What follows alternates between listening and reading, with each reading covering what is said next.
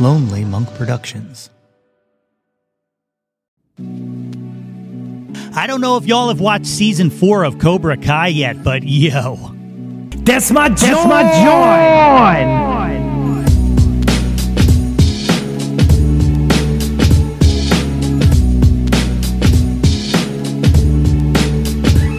Hey yo, displace the guilt and... What's good, friends and family, neighbors, near and far? Welcome to an all-new episode of the Yo, That's My Jawn podcast. The podcast, website, brand, movement, way of life dedicated to the embrace and championing of your passions. I am your host, Nate Runkle, a.k.a. Sex and the Gritty, a.k.a. John Goffett, father of Boba, a.k.a. Sensei John Kreese, a.k.a. the guy at the live show who waits for the silent moment when people in the audience are shouting out requests to yell, "Play whatever you want," before turning to whomever is standing next to him, hoping for a high five, a.k.a. Nate 3.0, back at it again with yet another episode of the podcast.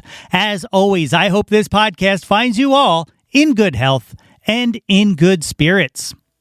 What it do, my peeps? I hope you had a safe and happy new year. In a bit here, I am joined by Grace Koon, a.k.a. Grace Vonderkuhn. Her latest album, Pleasure Pain, has been in constant rotation in my headphones, and more specifically, I do believe that I may be personally responsible for 92% of the past month's streams of the songs To the Top by myself. That is an absolute Jawn. We had an awesome conversation, and I can't wait for you to hear it. That is coming up. Well, like I said, I hope everyone had a great new year. You know, like everyone, the stroke of midnight ushering in the new year seems to awaken in me a desire for reflection and rebirth. And this year, I made a stream of consciousness posts on my personal Facebook page as to what was on my mind as the ball was dropping, and we were doing our best to bring all of the acquaintances of days gone by to mind as opposed to, well, you know, forgetting them. You know, I think it's my mantra for this upcoming year and the world ahead of us, and I believe it touches upon what I have always wanted to accomplish with this podcast. So, if you will do me the honor, I would like to share it here with you right now. As we've now closed the curtain on old 2021, I just want to leave this little thought that's been beating around my head for the past few days. You know, I don't believe in much, but I've always been fascinated by the concept of karma. Not the popular misconception that many have about karma that, you know, you do bad, bad happens to you, as if karma possesses the traits of, say, Liam Neeson in Taken. No, it's more poetic than that. Karma, as I am to understand it, is the idea that the more negative energy you put out into the world, the more negative energy exists. You know, think of it like dog poop in a yard. The more a dog poops in the yard, it doesn't mean that that dog is destined to karmically step in his own dung piles. What it means is more poop exists in the yard, and there's more of a chance for anyone to step in said poop. You know, the thought that's been bounding around my head is this idea of social media and, you know, the algorithm, the great algorithm. And I think we all misread the algorithm constantly. We seem to think of it like the algorithm is just feeding us negative stuff all the time. But, you know, the algorithm is just feeding us what we put into it. The algorithm's just ones and zeros, reading the data points that we put into it. We engage in negativity. We engage in hate. We engage in arguing and disagreeing. But what would happen to the algorithm, right, if all we did was feed it love? What would the world be if we engaged in compassion? If we engaged in joy? I don't know. I'm rambling. It's 2022, and there's another year now in the books. I love each and every one of you, and I hope to engage in positivity with all of you in the coming year.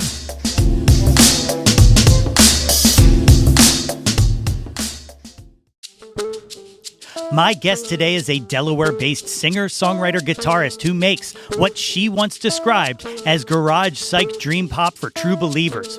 Along with drummer Dave McGrory and bass player Brian Bartling, she fronts the band Grace Vonderkuhn, taken from what she believes is an old family name. Their recent album, Pleasure Pain, delivers 10 tremendous tracks painted in an unbridled guitar-driven sonic delicacy that reminds this listener of some of the great indie rock bands of the 90s. Gang, please help me welcome to the show, Grace Koon. We should be going. Ladies and gentlemen, I am joined today by the great Grace Koon from the band Grace Vonderkuhn. Thank you for joining me today on Yo, That's My Jawn. Yeah, thanks for having me. So I first heard about you. How I hear about almost everybody in this area is through XPN.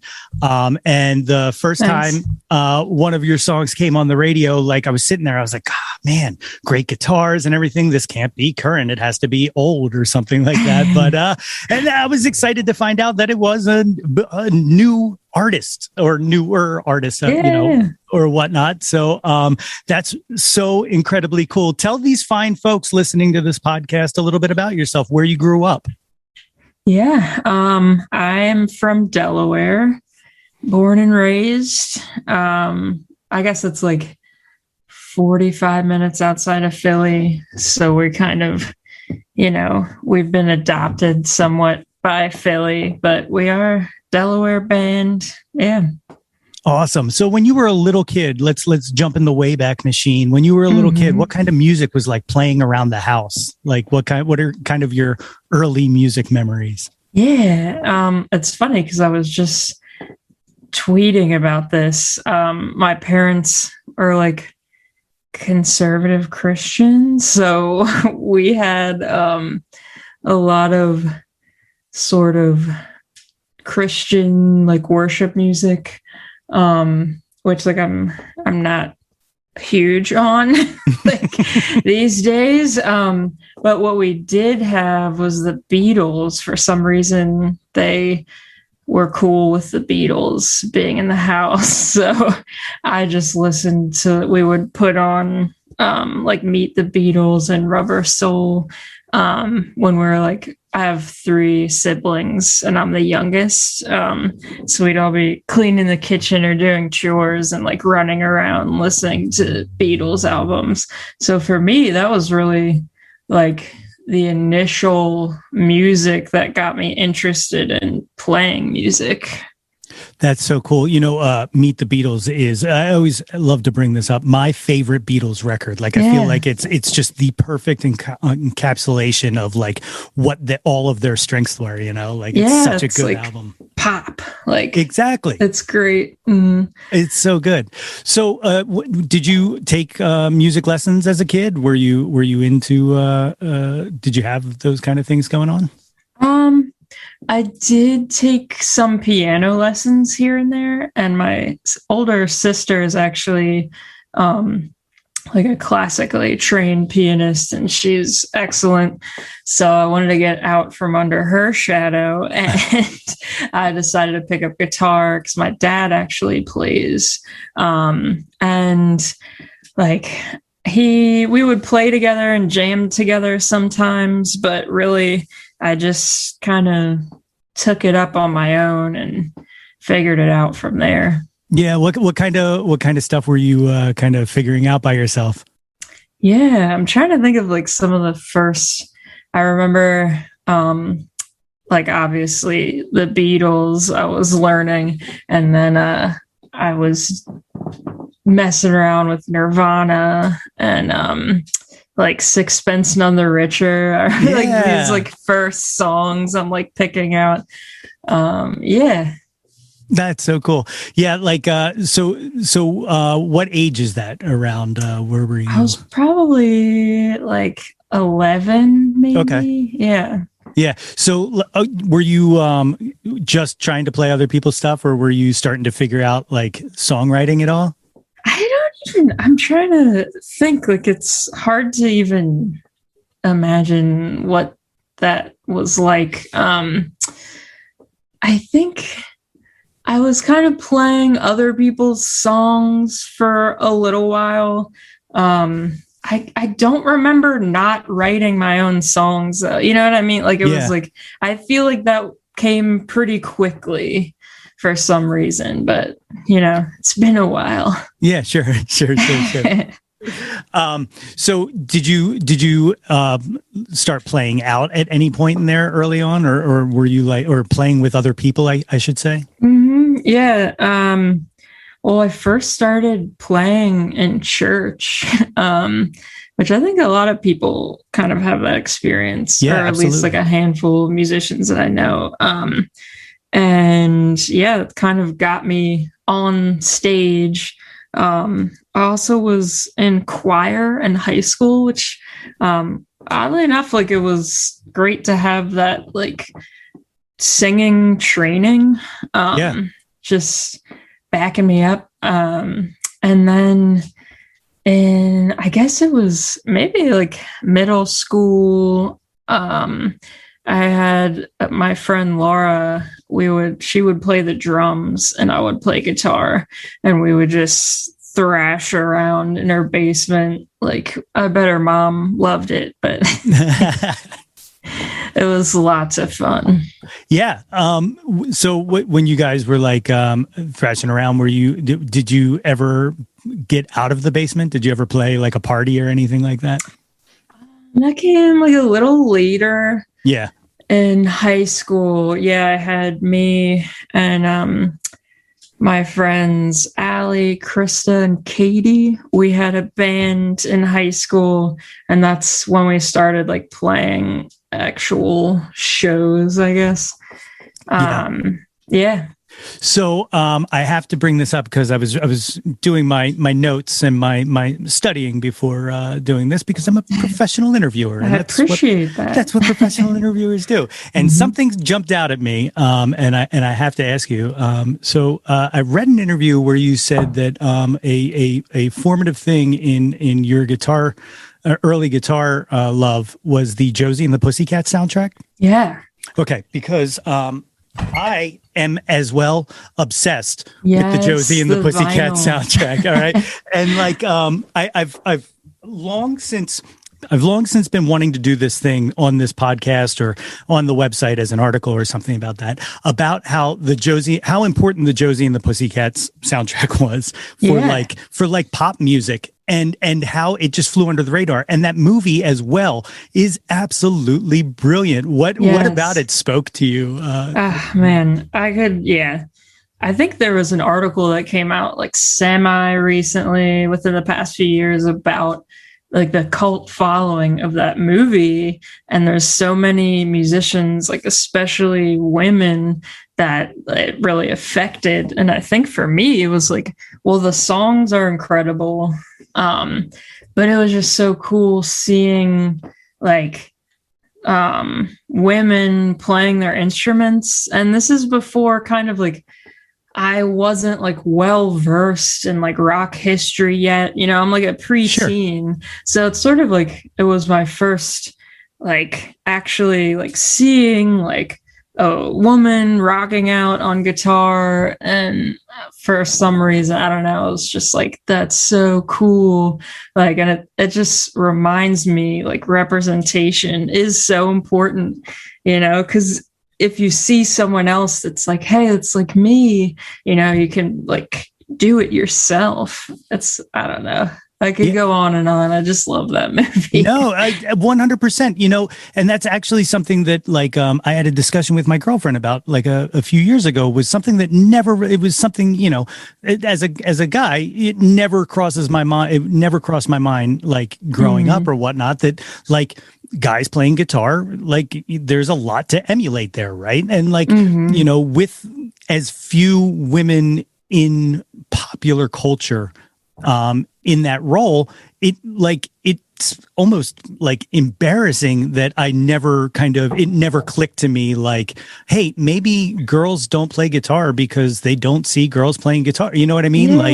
Yeah. That's like, interesting. And it's just a different experience, you know? Yeah. Because why would you think about it? But unless you're like living that, but yeah, totally. Yeah. So it's awesome. I'm glad that that Josie and the Pussycats is inspiring to everyone as it is to me. Nice.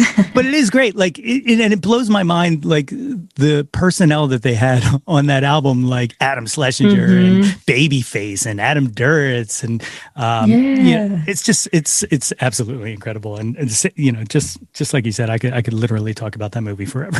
Like, yeah, I know. I've been meaning to rewatch it recently too. I'll get around to, but it's one of my favorites. So when did music kind of take a spin from, you know, hobby to like getting out and like, oh, this is something I know I can do and I should do? Oh, I don't know. It's like, that's tough. I think, well, I dropped out of college when I was like 17 because I graduated early, started school early, and then had no idea what I actually wanted to do. And I dropped out and moved to LA where my sister was living. And I was just like, I'm going to do music somehow, and got like not far at all there, which was fine because it was super fun. But I think like just kind of, I mean, it's always been the thing, like, Yeah. and I've just pretty much since then, I've been just like, I have a day job and I support like my habit, Yeah. and my passion. But yeah, it's been probably like a decade. Yeah. I always refer to it as that this is my, whenever I'm at my day job, it's always this is my Clark Kent role. Later on tonight I'm going to go home and be Superman in my basement, Yeah, exactly. Yeah, it's like me on weekends, and people at work have no idea. Like, yeah, exactly. They don't know. They're missing out. They're right next to us. Yeah, right. So you're writing songs at that point when you make that move to LA or whatnot. What is similar kind of material, or has the sound kind of evolved as you've grown? Oh yeah, it's definitely evolved, thankfully. Not that it was awful, but it's like if I was doing the same thing, it would be upsetting. Sure. Because yeah, it was more like a singer-songwriter thing. I mean, I had been in like a rock band in high school, and that was ultimately like what I liked doing, but my band members didn't want to drop out of school and move to LA with me for some reason. So I had to make it on my own. And I did like busking at Venice Beach, which was like good experience, just kind of like getting out of my small world.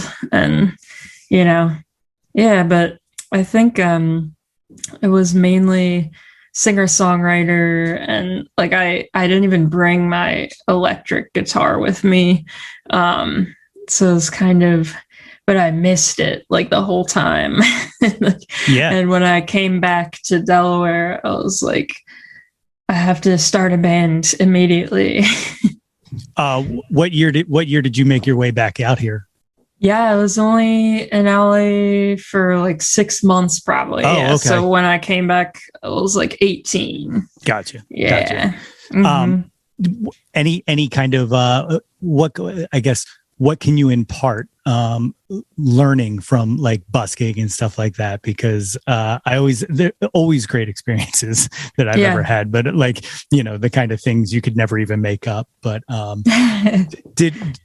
were you comfortable doing it? Like, did you grow the presence while doing that? Or I think it helped. Like, I definitely started out just nervous, and I was like, this is so weird. Like, I'm on a public street, and I'm like, naturally, I'm not extroverted, as they say. So for me, I think it was just great to come out of my shell a little bit. And it's like, you don't have a microphone, like you're just there.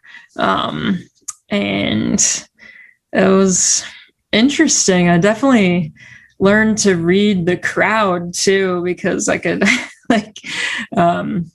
switching from one genre to the next, or one type of song to another, it's like, oh, I lost like half the crowd, or like I got like way more people listening to this song rather than this. So yeah, I think it was helpful in that realm, just like engaging with the audience and just seeing it, like right before my eyes, how it's changing with what I'm doing, Yeah. Did it influence the songwriting, to kind of reach people differently, or to see what was working and what didn't, or did you not let it affect? I think, I mean, it might have subconsciously in a way, because it's like, oh, maybe, especially on acoustic, it's like you don't really want to have like a ton of jam out time when you're just like playing an acoustic guitar. It's like, oh, it's like about the voice in this setting, you know. I don't know if it specifically changed anything. Like I couldn't say for sure, but definitely it's a possibility in that like subconscious way, you know. Yeah, sure. So you moved back out here. Did you reunite with the people who wouldn't move out with you, or did you start anew?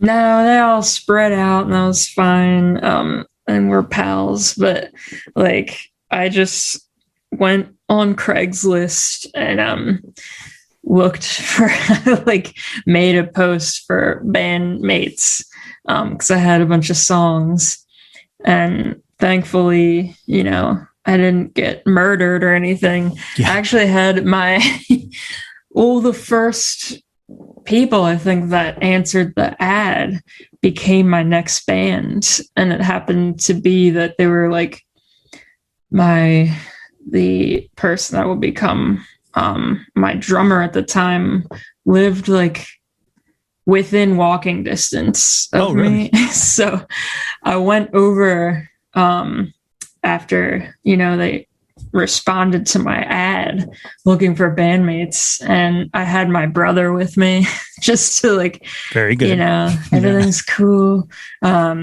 Make sure it's all on the up and up. And then, I ended up meeting Brian and Scott, who were there was bassist and drummer in my band, A New Dakota, which was just like the band coming back to Delaware. It was my first foray back into loud music. Yeah. So how long did you guys kind of work on it before you started playing shows or whatnot? Yeah. I think it was a couple months, probably.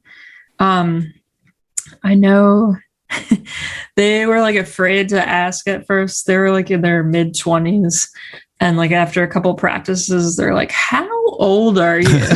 Like, and I'm like, I'm 18. But I have a fake ID. So, and we were able to play bars and stuff, and nobody really cared. I won't name the bars. They're probably not even around anymore. But yeah, that allowed me to, it actually wasn't even a fake ID. It was my sister's old ID that was not yet ID expired. Trick.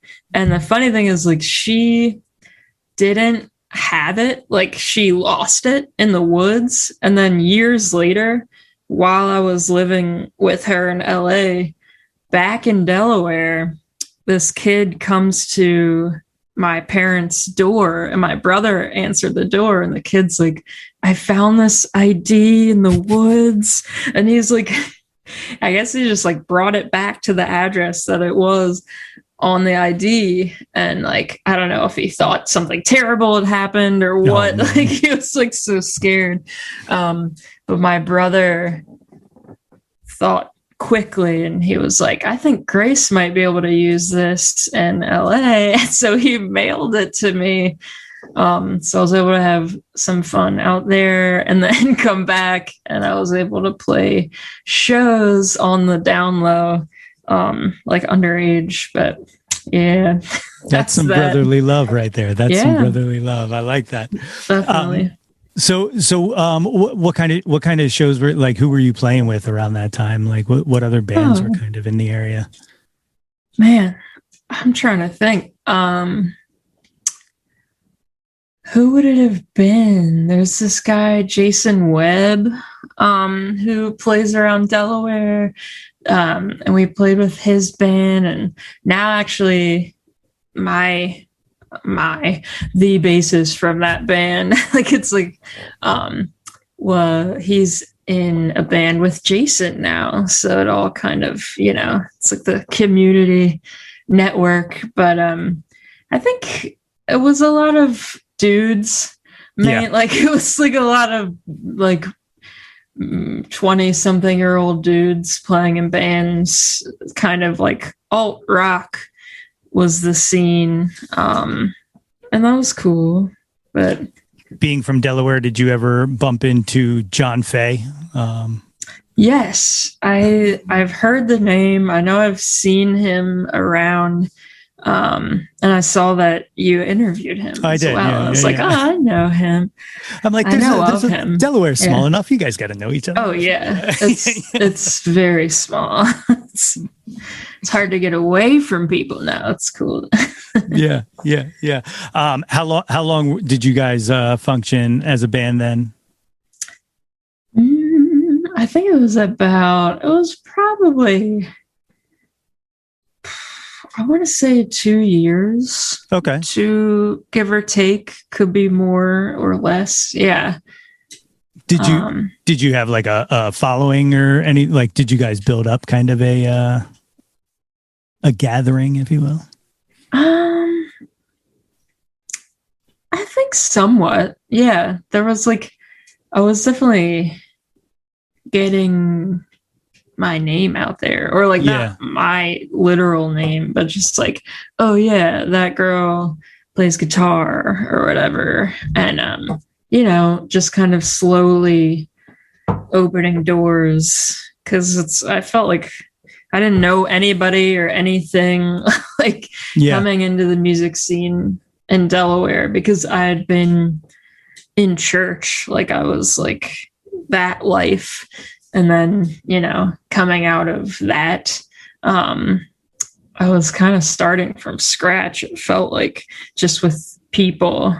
So it was great to see what's happening and who's doing what, Yeah. So what came next? What came after that? After that, I was living in Newark, and then I moved to Wilmington into Cool Springs. And there, I started with my friend Devo. We started this band, Kind of Creatures. And that was like, it was me, him, and we had a drummer, Justin. And we started out just 2 guitars and drums, and it was like our thing, I guess. Yeah. It's like, oh, we don't have a bass player. And we're just like, it was very, I guess it was more punk, like kind of like angsty attitude, like soul punk stuff going on. And just more thrashy guitars. Yeah. Are you still the primary songwriter then at this point? Yeah. I know Devo did have one song that we played, and that was cool, because it gave me a chance to do more lead stuff.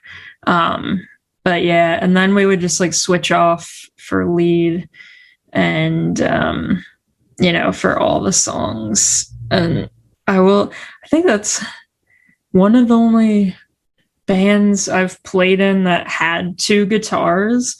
So like the interplay was a lot of fun, and I do miss that sometimes. But yeah, that was a cool band for me. It was a fun time. We had, I think we made, there's one EP that was released, and then one unreleased EP that's just like there. It's like sort of unmixed, unfinished, but I still go back and listen to the songs, and I was like, oh yeah, we did that. Yeah, sure. You should like ghost drop that on Bandcamp and just I don't know, maybe someday if people are interested enough. Yeah, sure. You're talking about guitar and stuff like that. One of the things that stood out to me, not just when I first heard you, but like, now diving into albums and stuff like that, is you have like a really incredible guitar tone.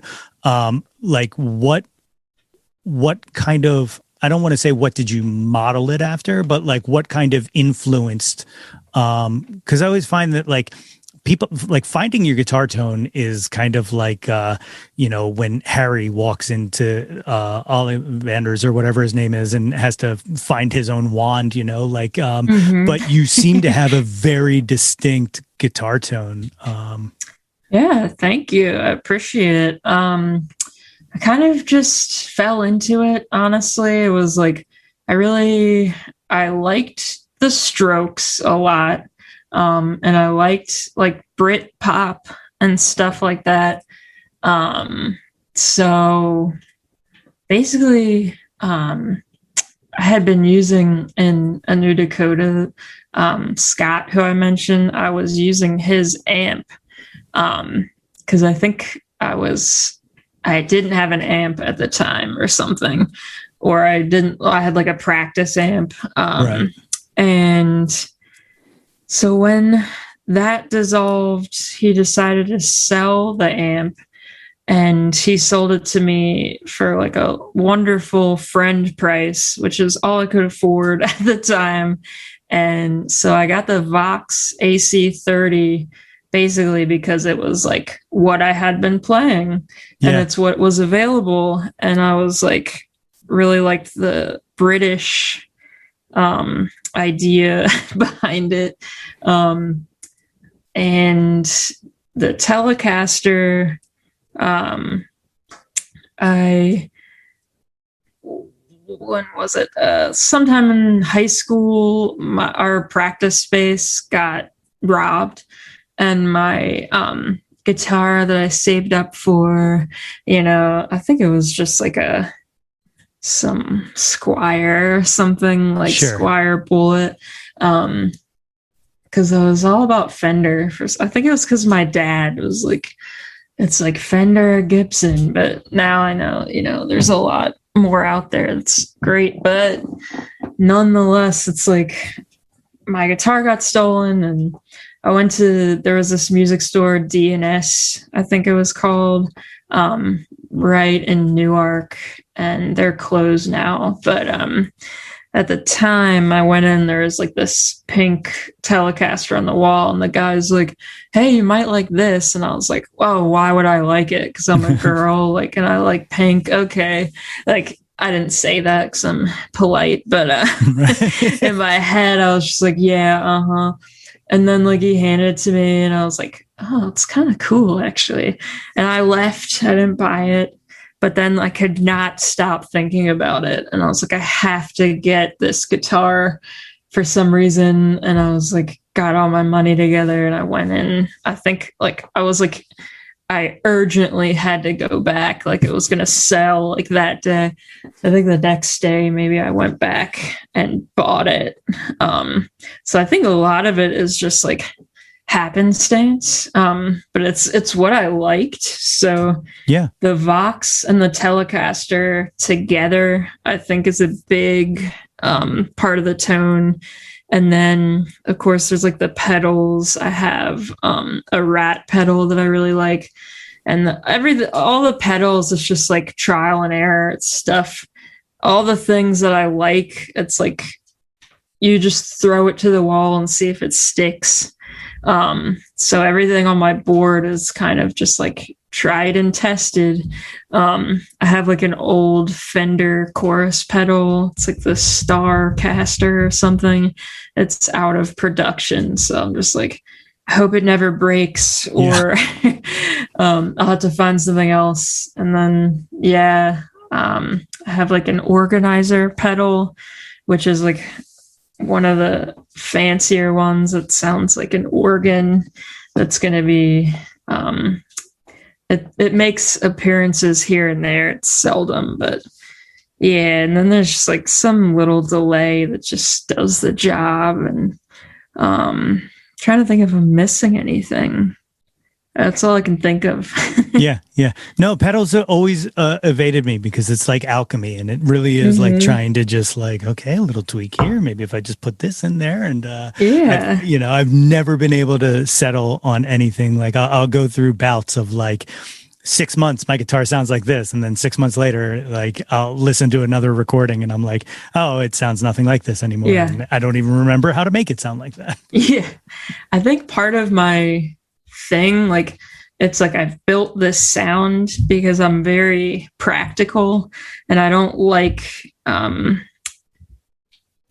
really like getting new things that much. Like, it's like I only do it if I have to. Yeah. So it's like, okay, like I have this stuff that I like and that's good.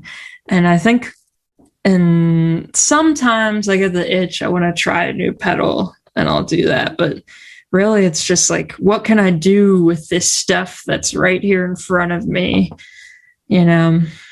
Yeah, well, you do incredible stuff with it. Thanks. So great success on that one. At what point? How long did that band last? Was that another brief sojourn, or? Yeah, I'm trying to think. I think it was like 2 to 3 years, probably. Again, it's like, guesstimate. I mean, time. What is it? Yeah, so true. Especially anymore, man. Like, yeah. At what point do we get to the Grace Vonderkuhn? Like, how do we get to there? What was the bridge? So after A New Dakota, I think it was just like, I was like 20 something. Like I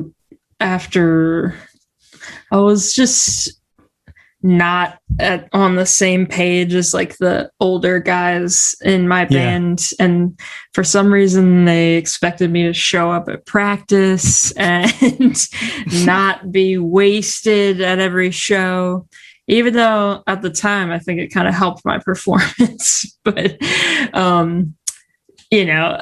I still kind of feel bad because I was like wilding out, but you're 20s, young. Yeah. What are you going to do? Exactly. So the New Dakota was more like party with everybody.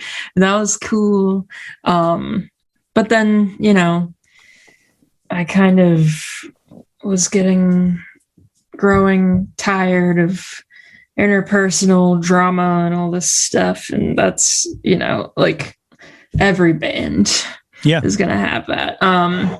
Except for my band now, which, like, knock on wood, because we're like, what would we even fight about if we fought? But getting to that, it's like I knew I wanted to be writing songs and fronting a band and playing guitar. And at first, it was just gonna be like Grace Vonderkuhn. It was sort of like a nickname.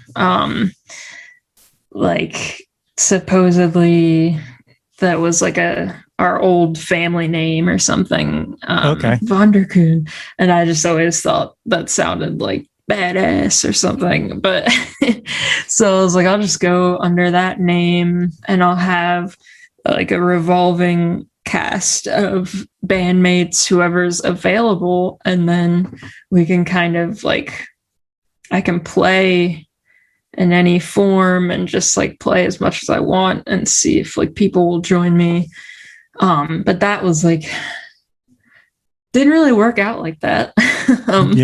Because I'm trying to think, I know I played with like 1 or 2 people maybe here and there. And then somebody told me about Brian Bartling, who plays the bass, and just like through Delaware connections, like I didn't even know him, but he was suggested to me. It's like, hey, you should get this guy to play with you. And I asked him, like I met him the night that like he came to practice for the first time, and he just never left. It was just, that was it. It was like, he's just ridiculously good. And we, he's like one of my great friends now.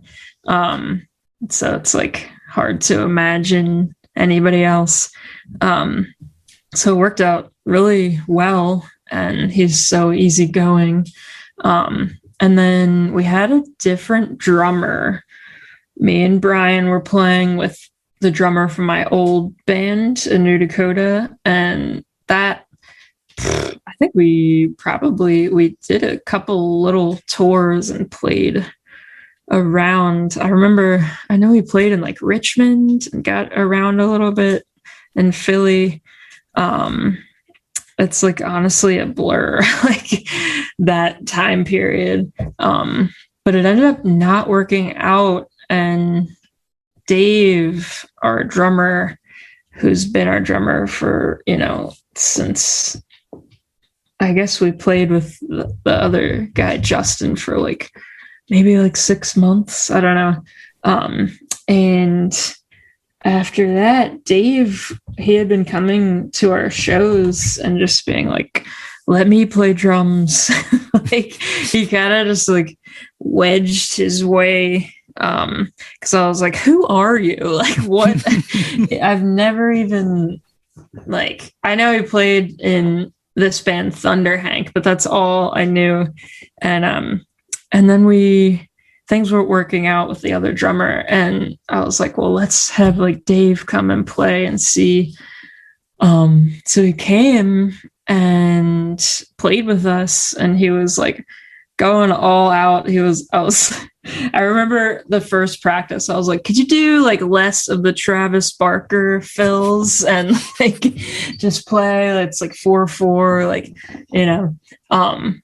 but I think he just came in with like guns blazing, just like, I'm ready to like go. And then, we kind of like got on the same page at some point, and it was just like, oh yeah, like this works really well for all of us, I think. Yeah. Oh well, it definitely works well if I'm anyone to say it. But how long were you guys playing before you kind of like, how long before Reveries does that all take place? Is that, are you playing a while before then, or did you immediately like, let's get this down? Yeah, I'm trying to think. So I had put out like the 5-song EP without Dave and Brian, and then those are the songs that we all learned together. Like, yeah, or I showed them like these are the songs, and so we were kind of playing shows like with that first EP material, even though like they're not on the recordings. And then I think, I know that I remember the first practice, Dave was with us, and it was in the same house where we recorded the first half of Reveries. So it must have been I lived at that place for like 6 months. So within 6 months, we had learned, the original material. And then I guess there was enough for the album. We just made an album, and we had started, I was at this house in North Wilmington and Claymont. And we did like half of Reveries, and then moved to this cabin like in Landenberg, PA, just outside of Delaware, where we finished Reveries and did like a lot of tracking there, all on tape. So yeah, I think probably from when it was the three of us to like that album being done was probably, maybe we were together for like a year by that point. Yeah. Okay. Maybe more. I don't know.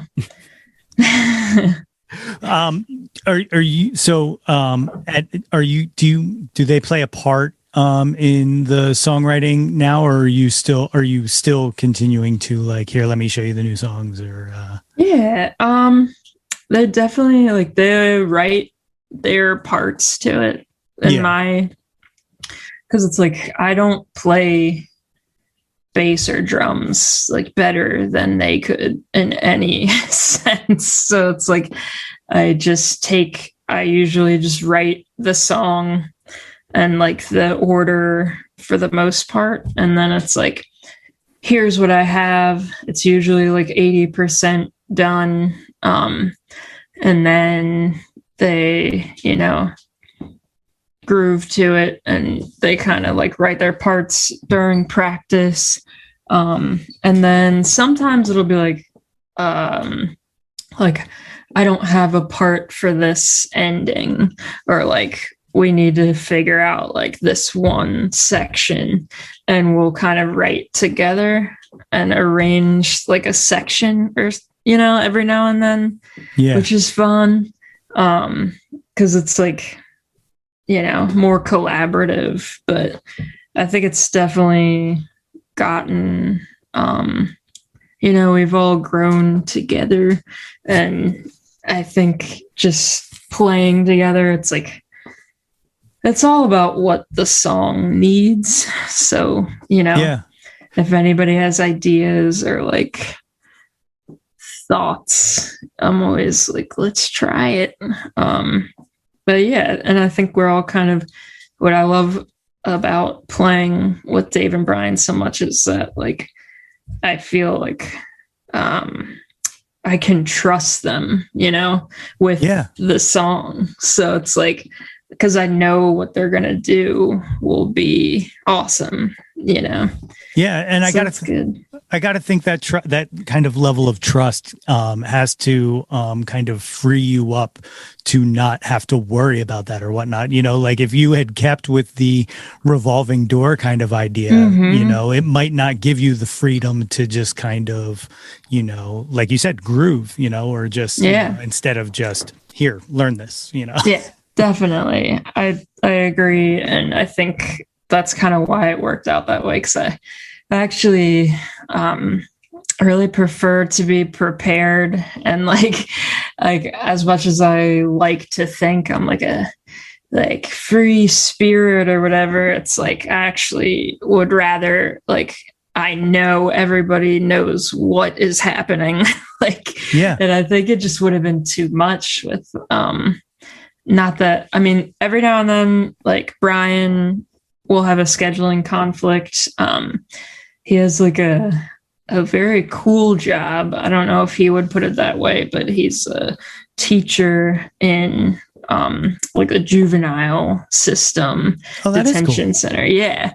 But it's like, it's an intense job, and sometimes our scheduling, like he's not able to make a show. So we do have our good friend Mike, who has stepped in from time to time, and he's actually he went on like half a tour with us. So it's nice to have, just like prolific musician friends. But it's like, I know it's like Brian's parts, and everybody's where they should be, and it's good. Yeah, totally. You mentioned recording that in a house and in a cabin, and then obviously the latest album, Pleasure Pain, you did at Headroom Studios. What was that kind of transition like for you? Like, it was interesting. It was definitely, I was like, let's do it totally different and just do like the whole studio experience. Like, let's just do everything in the studio. And I think it kind of like, it turned out well. I would say I like the record. It was a little bit difficult. I think just like there's more pressure to get your things right. Not that it's like, the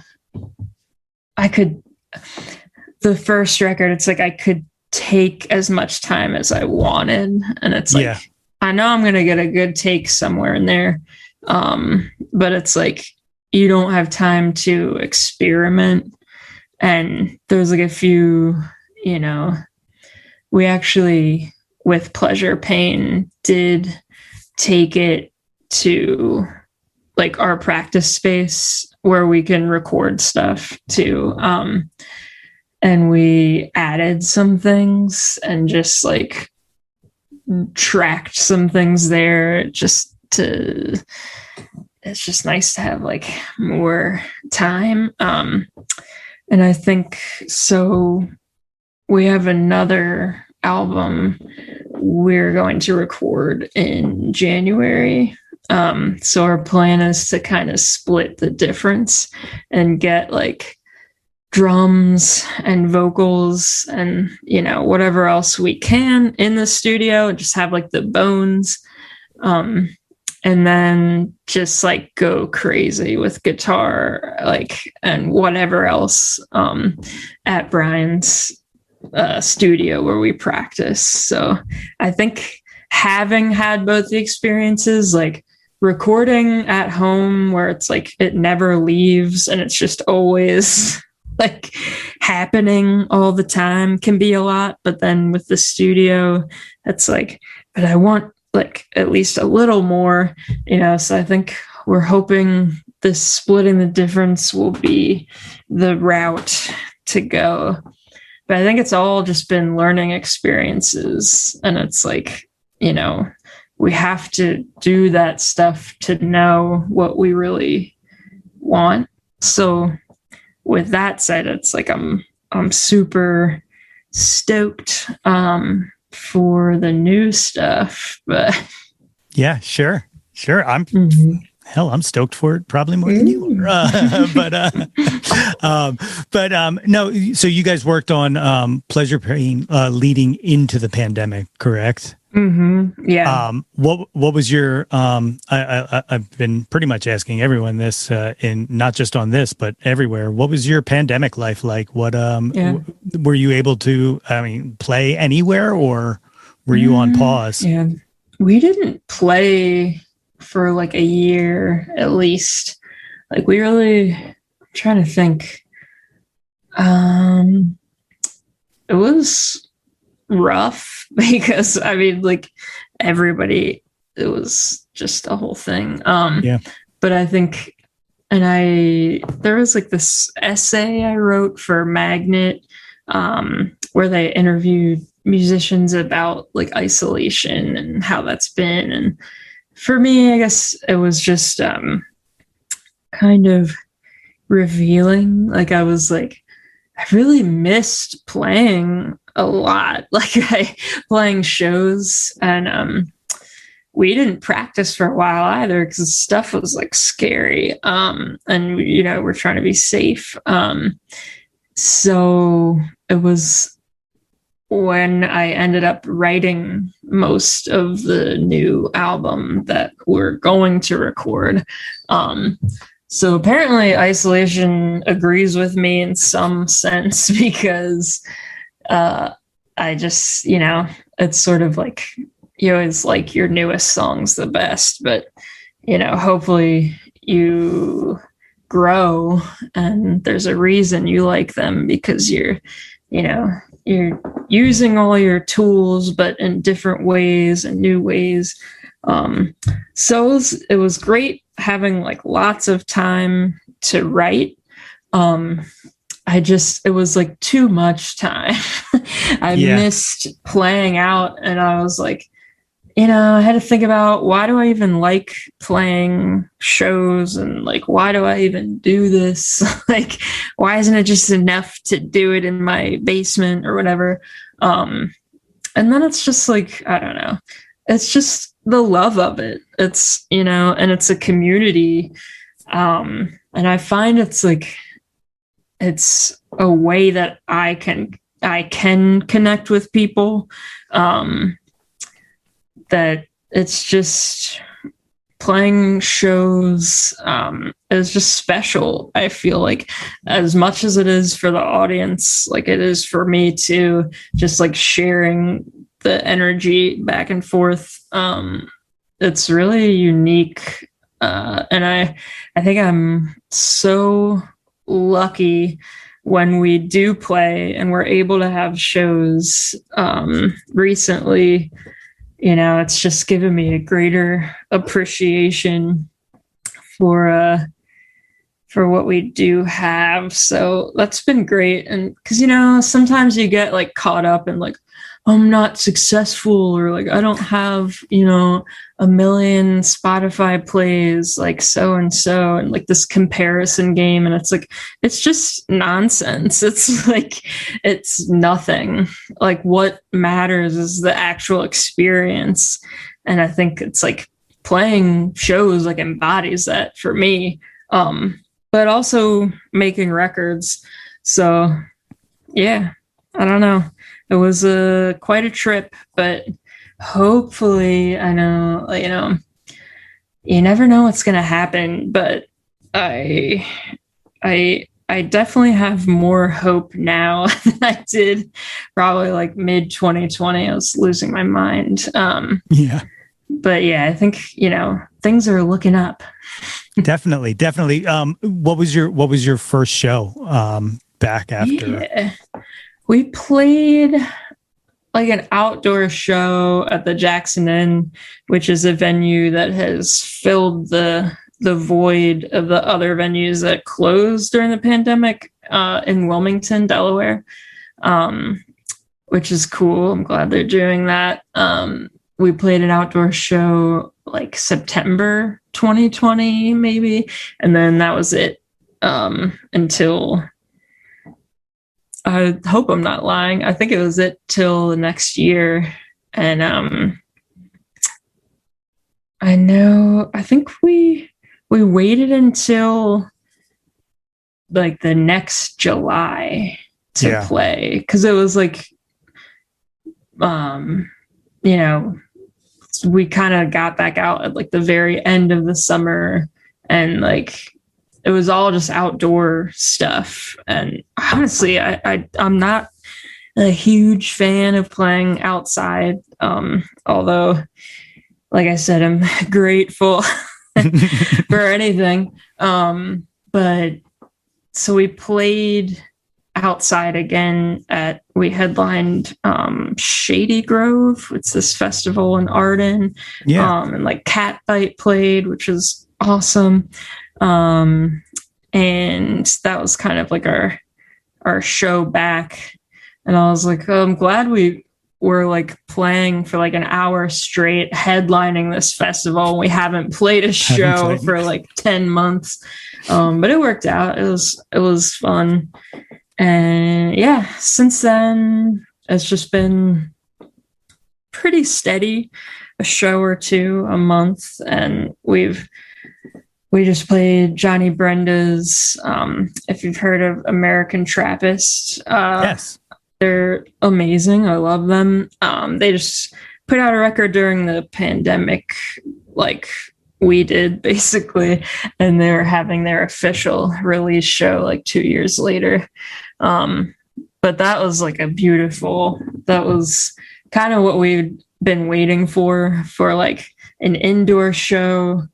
Where people, everybody's masked up and stuff, but like it just felt so much less tense than like a lot of the stuff we had been playing, because it's like people are freaked out and they don't know how to be at shows yet. And like I feel the same way. Yeah, I think it's just been it's taken a couple months, but I think at least in my experience, it's like, we're back, baby. It's like my girlfriend and I have been to a few shows, mostly outdoor things, but we went to our first indoor show back was in May, and it was like right when our second dose kicked in, and it was like our celebration, like, hey, we're dosed up, let's go inside somewhere. Yeah. And it was weird. Like it was still weird. Yeah. It's still, but I love telling this story.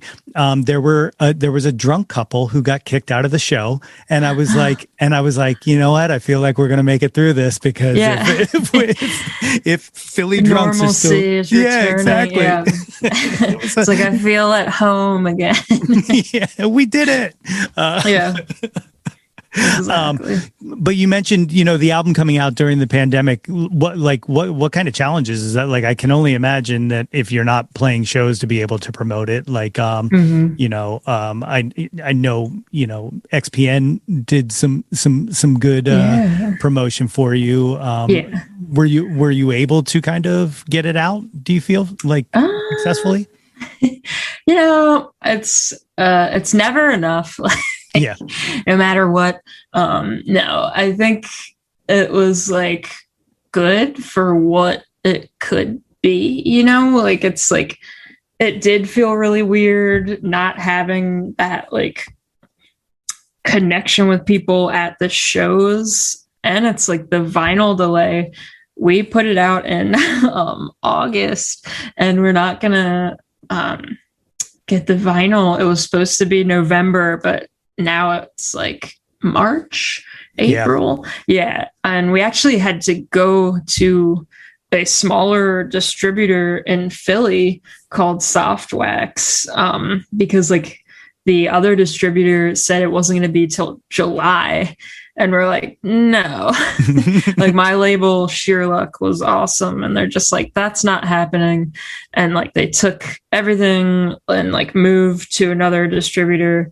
So it's just weird because it's like, I don't have the record yet. It's all digital. Like everything's been staring at a screen for like a year and a half, 2 years now. So it's like, it just doesn't feel like anything sometimes. And then there's like a little bit of press and, it's like cool for like a day. And then it's like normal again. It's just strange. It was strange not having that connection with like the people who are listening to it, except through the internet. Right. Which is like, I'm glad we had that at least, I think it's kind of weird. It's like in phases. Like we put it out in August and played like a little bit, but now we're playing more and people are like, oh, I'm finally listening to the record. And then we're going to have like when the vinyl comes out, and then it's like we're going to be selling it. It's been like an outstretched thing instead of just like like a huge like celebration. It's kind of spread out, but that's okay. It's also just gotten me like, I got to make another record. Like I have all these songs, like I don't want to sit on it forever. Cause I felt like we didn't know what to do. The record, we finished it in February of 2020. Like we're like, all right, it's done. And then it's like everything happened. And, I was like, I don't know what to do. I'm like, I don't even really have like a label right now. And I'm just like, should I shop this? I like tweeted about it. And this guy, Henderson Cole, who runs like The Alternative, which is a blog, like a big music blog that's great. And he actually ended up becoming like my lawyer for but he's like, yeah, definitely shop it. Cause like a lot of people are still trying to get their records picked up by labels. And it was cool. Like he sent it out to people, and then Kyle of Headroom Studios, Kyle Pooley, was sending it to labels and stuff. And we were able to like get up with Sheer Luck, which was great. And they were kind of like, we've never put out a record like this either. So we were all just kind of in it together. And, I think, for putting something out like during the pandemic, like it went well. And it's like, I can only hope for more, for the next one. Fingers crossed, not being in a pandemic. So. Yeah. Do you have, is there any conversation or resistance to what the release would be for that next album because of, the vinyl, the physical delay, or? Yeah, I don't even know. I haven't really told anybody. like really? what we're doing. I'm just like, well, I mean, Yeah. we're just gonna record and see what happens. Yeah, I don't know. I'm curious to see if the market kind of moves away from vinyl, or like if more DIY bands are going to be doing CDs or what. Like, to be honest, like we do have CDs of the new album, and I have not sold very many. It's like people say they want CDs, and then but it's like I'm not seeing the market for it. Yeah. Like right now, but doesn't mean it won't be. I just well, I don't know. There's always cassettes, which I do. We did have our last two releases on cassette, which I like, but it's another niche thing. Sure. So yeah, I don't know what's gonna happen there. Like for me, I'm like, I'm not inclined to like wait, like if it's going to be like a year to release my record just so we can have vinyl. It's like we have so many other avenues. I don't know what the best route is, but I don't know. We'll figure it out. Yeah, sure. Well, at this time, would you like to partake in the Jawntlet? These are the questions we ask every guest. It starts with the one-hit wonders, and one-hit wonder number one is Billy Joel or Elton John? What's your preference? Yes, I gotta go Billy Joel. Yeah, yeah. Can I say it's like I do have like a real fondness for Billy Joel. I think he has a very underrated angst. And it's like, this guy's an asshole. Like I don't know how else to put it. Like, it's funny to me. And I mean, I don't know. There's just, and he's like depressing too. Like, I feel like people just take him so lightly, but I'm like, have you listened to like Captain Jack? It's like, oh my God. The depth there is kind of scary. Yeah. I don't know. I'm a Joel head. I like it. Captain Jack is my Billy Joel cover. So, really? Yeah. Nice. Oh my God. Yeah. I love, it's one of the best songs to play. Yeah. Nice. One hit wonder number two, Debbie Harry or Joan Jett? This one's tough because like, obviously they're all tough because everyone's great. Right. But I have to go Joan Jett, just because she plays the guitar and shreds. So it's like just on that alone, like the singing and the playing, and I have to go. Although I love Blondie, but it's got to be Joan. Definitely, and the mullet. Yeah. Oh, it's so good. Did you ever see Light of Day, the movie she did with Michael J. Fox? I've only seen previews. It's been on my list forever. It's the best. Definitely check it out. I have to watch it. And now I'm saying this as a memory. Like, I haven't seen it in decades. No, I mean, I love 80s movies, and like, you know, even if it's bad, it's good sort of thing. So yeah, I'm it's down. great. It's great to watch Michael J. Fox pretend to be a bar musician. Like, it's just it's fantastic. Oh, I bet. Next one, Aretha Franklin or Tina Turner? Yeah. I have to go Aretha. It's just like, she's like the OG. Yeah. You know? And just, yeah, they're both so good, but just on vocal merit alone, I think Aretha just blows the roof off. Absolutely. Next one, big one, Nirvana or Pearl Jam? That's Nirvana for me. I thought so.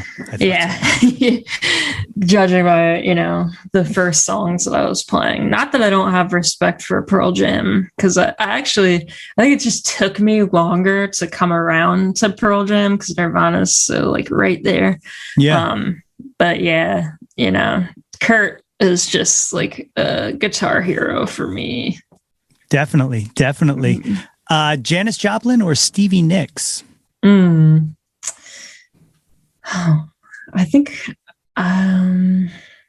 this one's like, it's neck and neck. Nah, I would have to say Janis Joplin.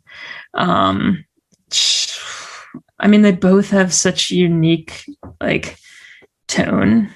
But I don't know. I feel like Janis is the one that I go to. Like I continuously put her songs on, whereas like Fleetwood Mac's on the radio and I love them and whatever, but it's not like, there's just a quality to Janis that's unbeatable.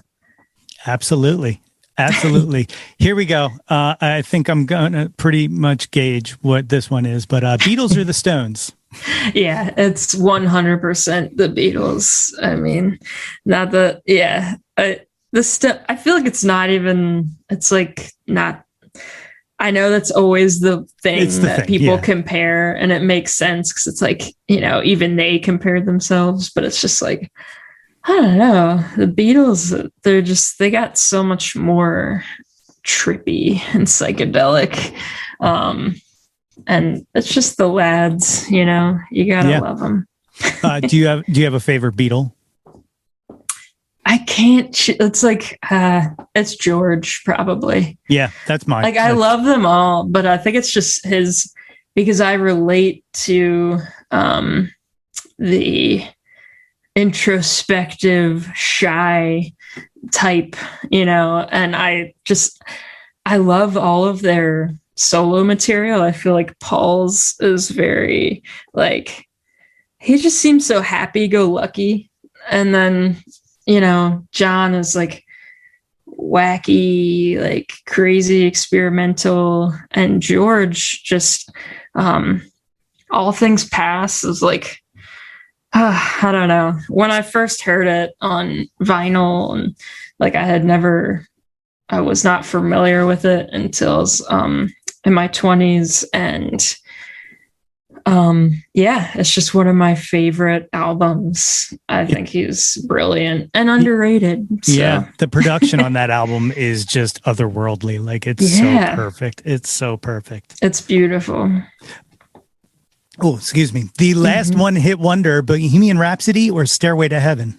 This I'm going to go Bohemian Rhapsody just because it's like you can't not sing it, or at least me. And I've had experiences where it comes on and like maybe it's like in the car or like in a kitchen at work or something, and it's like everybody starts like kind of humming it and like singing it quietly, but by the end we're all just like belting it out, and you just can't beat that. Like that's a special song.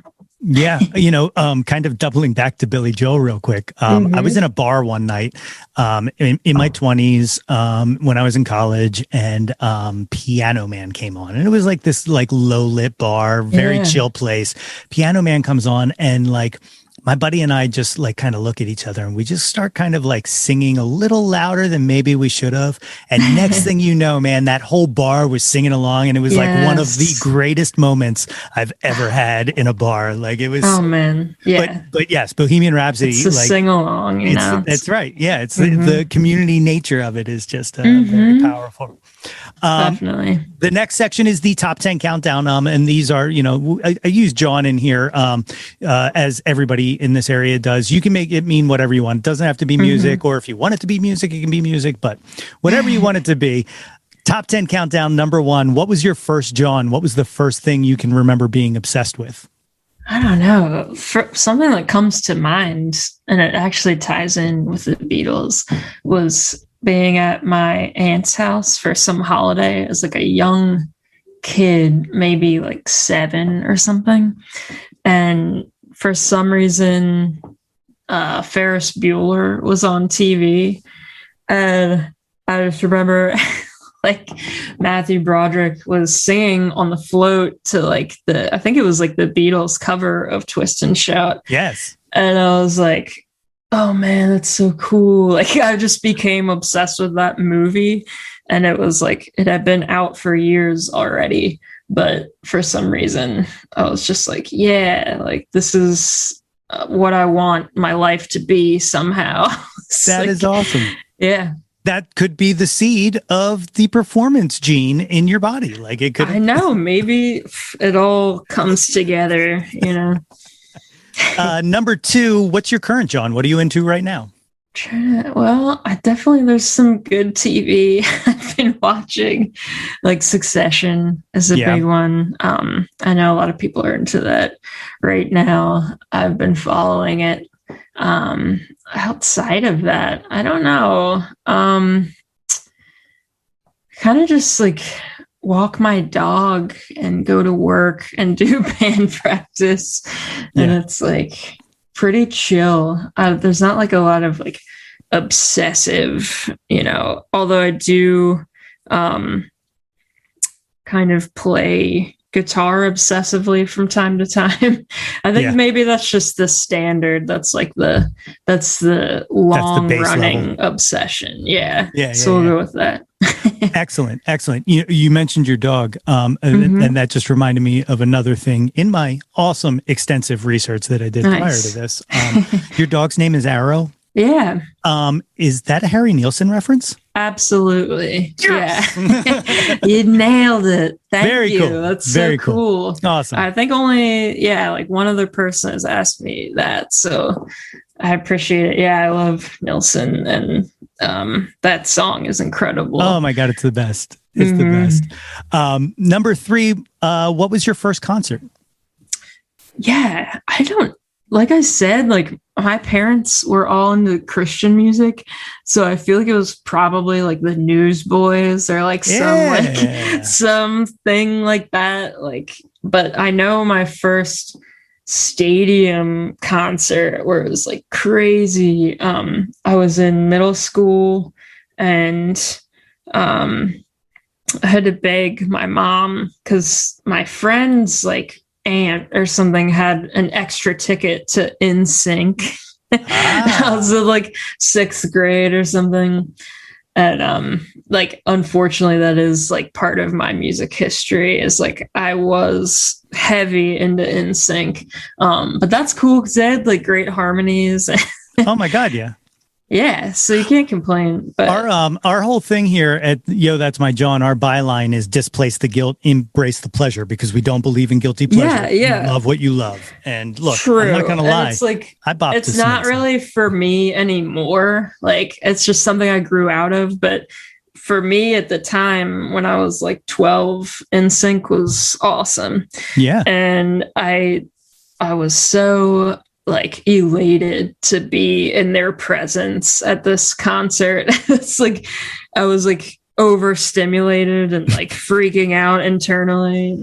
It was a good time. It's awesome. Look, it may be behind you, but I'm sure if Space Cowboy came on right now, you would definitely get down. That's the song too. Yeah. Number 4, what was the last concert you went to? This one, I don't even know. I honestly like, I've been to like, it's been a lot of the shows that I've been playing. So it's like, I don't feel like I can count that. You can count it. I'll count it. There's that, but I did see, they always do like, Halloween cover bands in Wilmington. And my sister did an Enya cover band. Like I said, she's like the pianist and like songwriter. But there was like, I don't know, it was like a 7-piece band or something. And they did Enya. It was incredible. Sounds incredible. Yeah, it was so cool.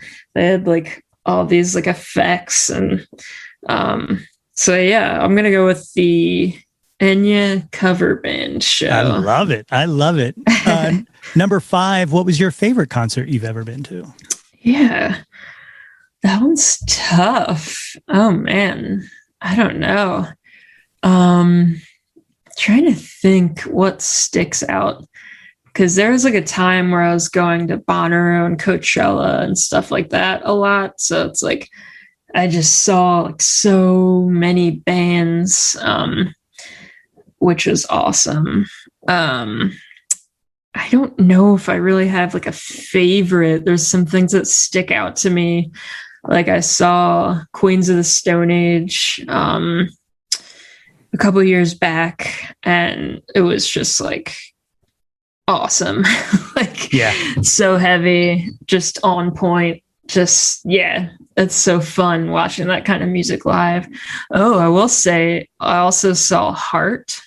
Wow, yeah. And it brought me to tears. Like I was in the audience, listening to like the Wilson sisters just like shred. And I just like, I felt like there was like a spotlight on me and I was just weeping. Like it was spiritual. I'll say maybe that was it. Yeah. Yeah. That sounds awesome. Mm-hmm. Yeah, they're great. They're absolutely great and underrated. Like they're another one. Like I know they're in the Hall of Fame or whatever, but still. Yeah. I totally agree. Mm-hmm. Number 6, who have you never seen live that you wish you would have? They can be living or dead. Mm-hmm. Yeah, I have to go like Beastie Boys. Yeah. Because that would have been awesome. That was like one of the CDs. I think it was maybe Licensed to Ill was one of the CDs that my older sister snuck into the house when we were growing up. So it was like on repeat. And yeah, I was just so bummed I never got to see that.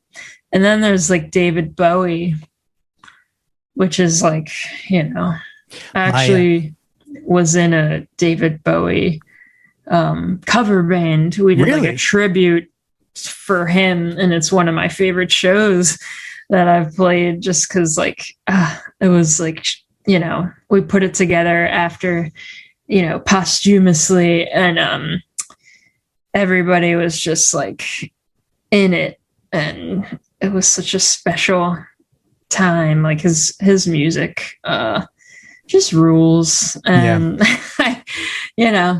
it's just, I missed it. It's all right. Yeah.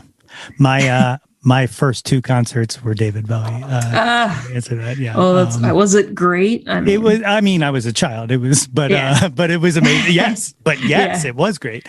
You remember it? Yeah, I do. I do actually have memories. More of the second time I saw him, which was the Glass Spider tour, which probably would have been like 86, 87 around there. But yeah, absolutely phenomenal. And then we got tickets to see Holy Holy, which was the backing band.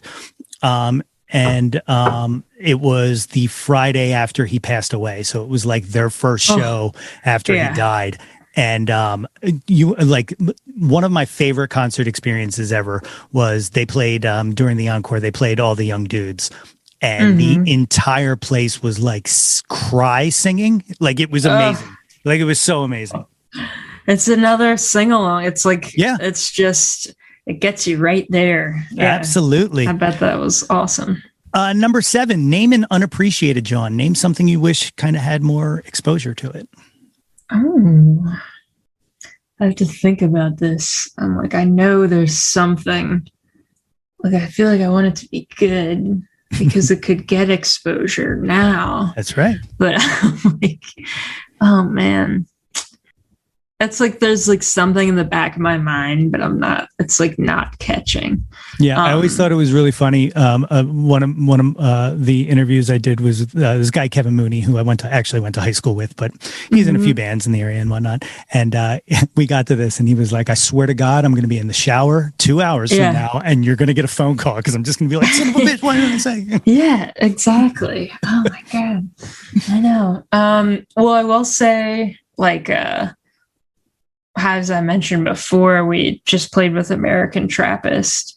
And I think that like, I don't know that they're underrated because I think a lot of people like them, but I feel like they should be more known because they're just incredible. So I'll put that out there because American Trappist rules, and 100%. I would love for them to get all the love. I love it. Number 9, name an artist whose output you'll consume anything they release, even if you need to be apologetic for it.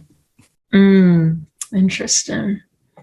I mean, honestly, It's probably the Strokes. Yeah. Because it's like, I'm gonna listen to it. I'm gonna listen to it like multiple times, no matter what. Even like the Voids. And there's a few, I actually really like them for the most part. Like Julian's, other band. But I think it's got to be the Strokes, because I'm just like, they put out, in my opinion, it was like great shit. It was like gold for a couple of years. And I just like what they do. And I know it's kind of like, oh, the Strokes doing that again, but I'm just like, but it's cool. It is very cool. That but is it's, like, yeah. yeah. Oh, definitely. Number 10, the 10th and final of the top 10 countdown. What is your favorite Jawn of all time? Again, can be anything you want it to be.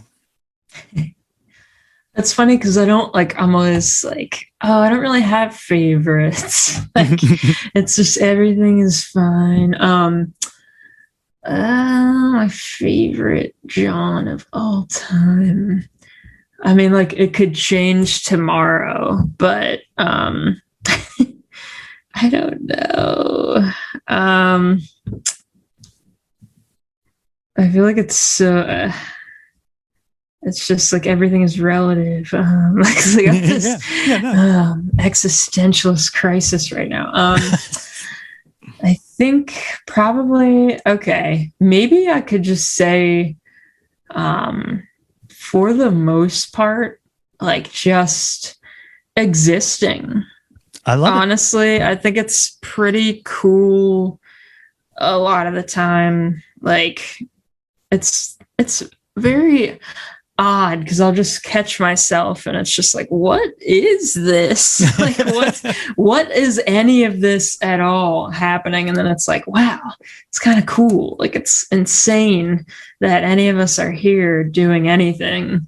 And then especially when I'm like playing an amplified guitar and it's like these strings are vibrating. It's like making this noise and I'm singing, using my breath. I don't know. It's just to get very, grand scheme. It's like, I think that's probably my favorite thing is just being alive. I like it. That is a fantastic answer. I love it. Good. And I just realized I completely skipped number 8. What's your favorite album? How did I forget this? Oh my God. And what made me remember is you said you don't like to pick favorites. Yeah, exactly. Oh man. Like, again, it like changes all the time. You know what? Right now, I'm going to say it's actually Let It Be, because we watched the documentary, the Beatles documentary, over Thanksgiving. And I was just like, oh man, it's so inspiring to kind of see the process of like a world famous band, and like it's just very humanizing. So I've really been listening to that specific album, Let It Be, that they did the documentary of recording. It's just been very inspiring to me. So I'll just go with that for now. Perfect. Yeah. So if these cool cats and kittens want to find you and your music, what's the best way to track you down? Yeah. We're on all the things like Bandcamp, Spotify, Instagram, all that, Facebook, Twitter. And you can just search Grace, and it's Vonderkuhn, Grace Vonderkuhn. Just give it a Google. It'll be there for you. I love it. And one last question that you are allowed, should we ever meet in person, to punch me in the face for this question. But has anybody ever weirdly mixed you guys up with the ukulele girl? I already know. Grace Vanderwall. Yeah. Let me tell you about who mixed us up, because Bob Boylan from NPR. So he meant to go to a Grace Vonderkuhn show in DC, which we weren't playing that night, but he ended up going to Grace Vanderwall, and he was like, this is actually really great. And then it's like, I get no love from Bob anymore. It's all just him and Grace Vanderwall. And I'm just like, what if like in some parallel universe, like he actually did make it to our show? Like, would we have like a tiny desk right now? I don't know. It's one of those things you will always ponder. But that was like the funniest mix up because I was like, no. Oh man, that is unbelievable. Oh, well. That's fantastic. Well, thank you so much for doing this. Like I said, thank you for having me. Your music is an absolute delight, and I'm so glad that it exists on this planet with the rest of us existing. Anything else you want to say to these fine folks? I don't know. Look out, we have the Pleasure Pain vinyl coming in March, and then soon at some point we're going to have a new album out. So, keep tabs. We'll be here making music, playing shows, hopefully for as long as we can. So yeah, thanks so much for having me. My many thanks again to Grace Koon for chatting with me today on the program. You can find Grace Vonderkuhn on their Bandcamp at gracevonderkuhn.bandcamp.com, on Instagram and Twitter at Grace Vonderkuhn, and on Facebook at facebook.com/Grace Vonderkuhn. And be sure to check out their latest release, Pleasure Pain, available now on all major outlets. And now for my spiel. If you haven't already, please be sure to subscribe to the Yo, That's My Jawn podcast wherever you get your podcasts from. And as you've heard me say now many times, if you want to be a teacher's pet and get yourself a super awesome Jawn Scout merit badge for citizenship of the world, you can do so just by rating and reviewing us. Don't forget to visit www.yothat'smyjawn.com for articles and sweet merchandise. Like us on Facebook at facebook.com/YoThat'sMyJawn for updates and live streams. Follow us on Instagram and Twitter at Yo That's My Jawn, and search Yo That's My Jawn on YouTube to find the Yo That's My Jawn YouTube channel. Do you like unboxing videos? Well, I just uploaded an unboxing of the latest Westside Discs mystery box, so go peep that, Jawn. And while you're there, like and subscribe the heck out of that ish. We want to hear from you. Reach out, and touch some Jawn. Before I call it a day, on a more somber note, I would just like to wish my mother a happy, what would have been her 65th birthday on the 4th of January. We lost her a little over 20 years ago to leukemia, and I love and miss her very, very much. Happy birthday, Mommy. Well, that's all I got for you this week, homies. Blue skies. Until next time, everybody. Hey yo, displace the guilt and embrace the pleasure. Your taste in music doesn't have to be measured. Yo, That's My Jawn is a Lonely Monk production, written and produced by yours truly, Nate Runkle. Theme song by Phil Tyler Music featuring Nate 3.0. Special thanks to Fox Run Brands, DX Ferris, Andrew Scott, Natalie Runkle, and the incredibly brilliant and wickedly stunning Katie Daubney. If you or anyone you know has any ideas they would like to share or any guests they would like to hear on the podcast, please feel free to reach out to us at yothat'smyjawn@gmail.com. Or you can leave an audio message for us and possibly hear yourself on a future episode by visiting anchor.fm/YTMJ/message. Until next time, be sure to displace the guilt and embrace the pleasure and shout to the world, yo, that's my Jawn.